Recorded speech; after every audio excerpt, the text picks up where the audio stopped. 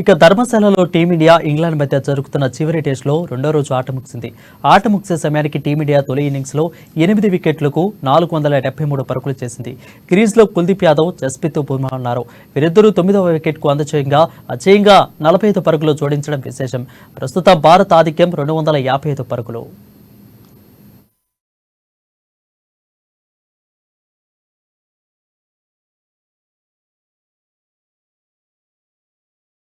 అంతకుముందు ఇంగ్లాండ్ జట్టు తొలి ఇన్నింగ్స్లో 218 పరుగులు ఆలౌట్ కావడం తెలిసిందే.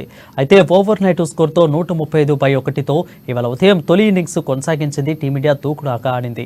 కెప్టెన్ రోహిత్ శర్మ 103 పరుగులు, శుభ్మన్ గిల్ 110 పరుగులతో సెంచరీ సాధించడం రెండో రోజు ఆటలో హైలైట్గా నిలిచింది.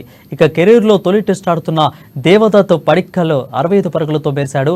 సర్ఫరాజ్ ఖాన్ 60 బంతుల్లో 8 ఫోర్లు, 1 స్పిక్ 6తో 56 పరుగులు చేసి ఆకట్టుకున్నాడు.